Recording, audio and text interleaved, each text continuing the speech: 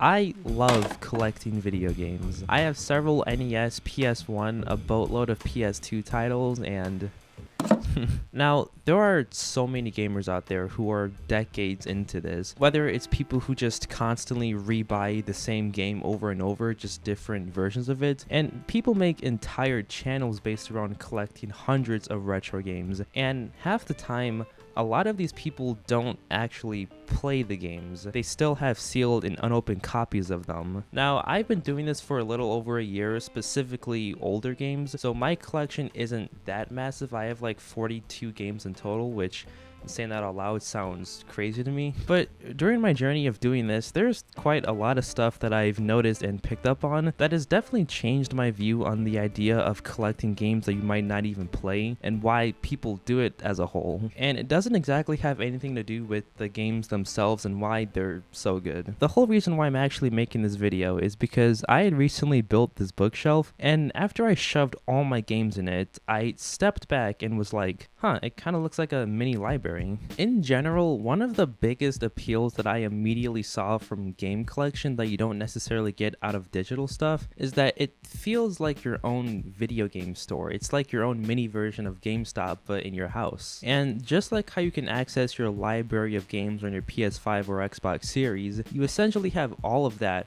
but in person, and you can set it up however way you want, and I just think that's like so cool. And physically having these games and it being in the same room with you helps tremendously, because even then you have people on Steam who collect for years and years and end up with a backlog of like 200 something games, but don't bat an eye and feel really disconnected from it because it's like, what can you really do with it? It's just programs on a screen that shows how many hours you played, and if they decided to delist something off from Steam or the PS5 marketplace, then there goes your favorite game then. I always treat old games as some ancient piece of history, almost like preserving it, because it's like, yeah, there are some games here that I've never played, may never play, and quite frankly some of them don't even work, yet I still keep them. But it's nice to look at it and think of it like my own library of games that no one is coming to take, and I have so many different options to choose from. And I know for like some people, collecting games, especially older ones, can sometimes feel like decision paralysis, because it's like,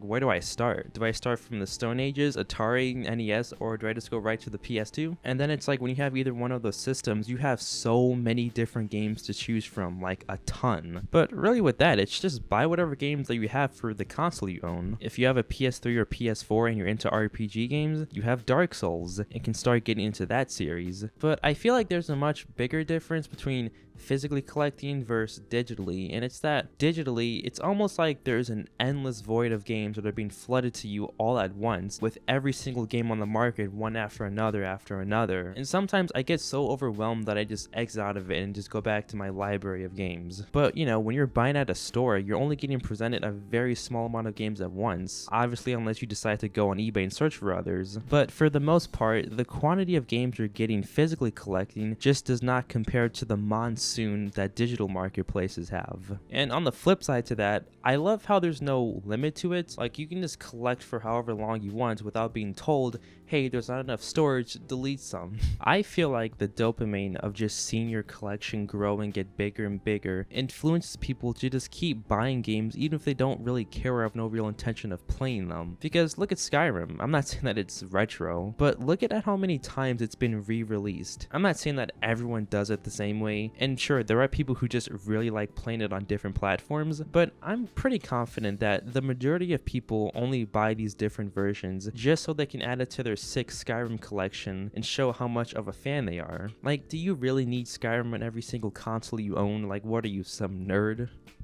Because of course I'm the same person that has bought Minecraft on every single platform that I've owned. Ever since I got into gaming, which was around 2013 to 2015 when I was very little, I've seen people say how if you're just collecting games for the sake of it and you're not even playing them, then you have a massive problem and should probably seek help. But I've always disagreed with that. Well, that is until I got into this, because when I was younger, it always seemed stupid to me to just buy something for looks basically. But when I came to terms with it, this kind of stuff is no different than how people go around and collect Pokemon cards or try to find the rarest one, or people who go rock hounding, hunting down and finding that specific game is basically a game in itself. You know how they always say it's not about the destination, it's the journey? Sometimes the journey of searching for obscure games can almost in a way be more fun than the game itself. That's not me saying that I don't enjoy playing them, it's just the thrill is what drives people to do it. Because I can't deny how fun it is going to different places like on eBay or to GameStop and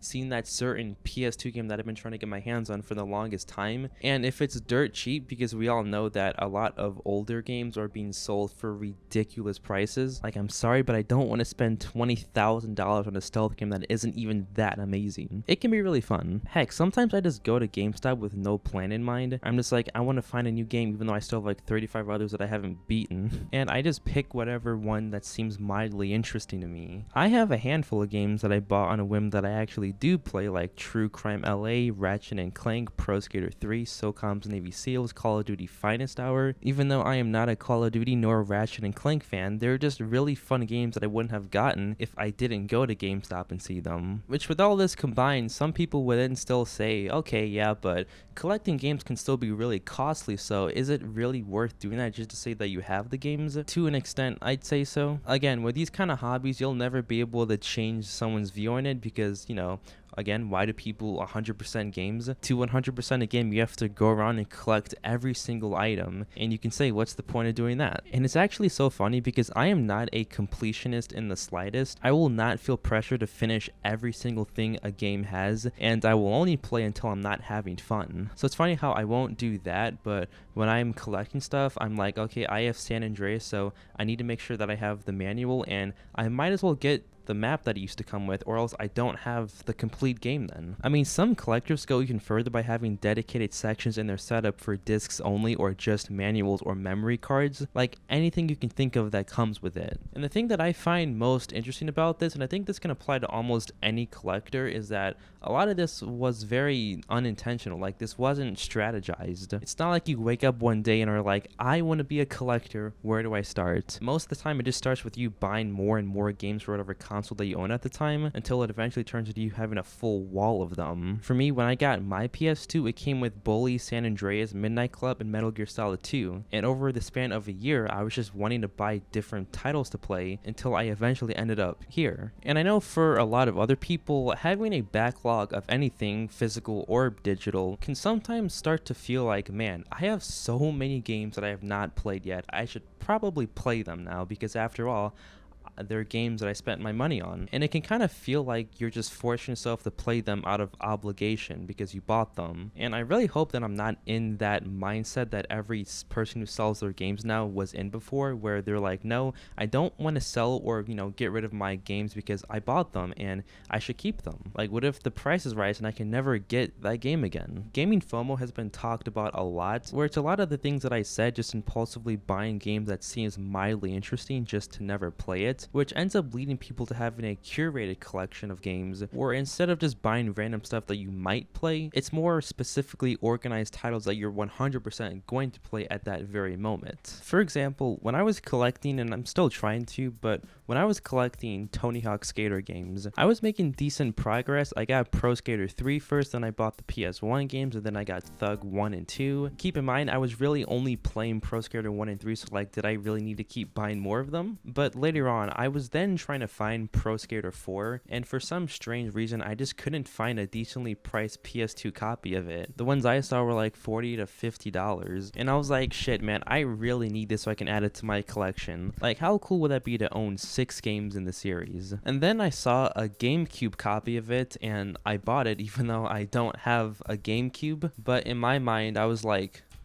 when I do get one, I'll be set, even though I don't have any intentions on getting a GameCube anytime soon. Nothing against it, it's just that I have other retro consoles that I want to check out. Another example is the GTA trilogy. I technically didn't need to buy these because I already beat them way before I got a PS2, but I was like, no, it's GTA, the holy grail of gaming. It's like a must to have these in my collection. Though I give myself a pass for this because my first time playing them was through emulation, and I wanted to experience them on the original hardware, and it was like a completely different experience when I played them on the PS2. But it's just that kind of stuff that some say is a little bit of a problem and a little odd, and I do see where they're coming from, but I don't know, it just excites me and I really like doing it. Every person is different. For some, it's purely just nostalgia or wanting to actually play them or resell them for outrageous prices. There's a million reasons for it, and I feel like every single one is valid.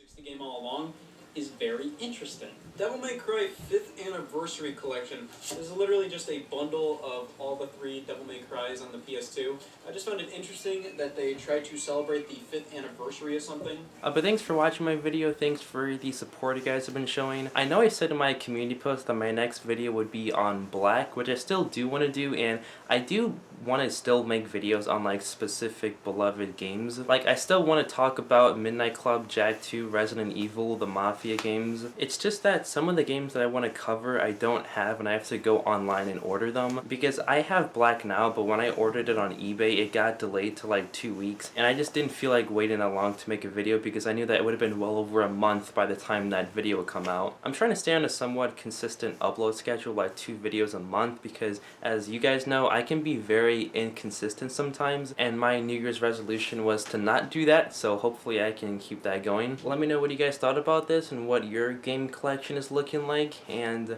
I'll see you in the next one. See ya.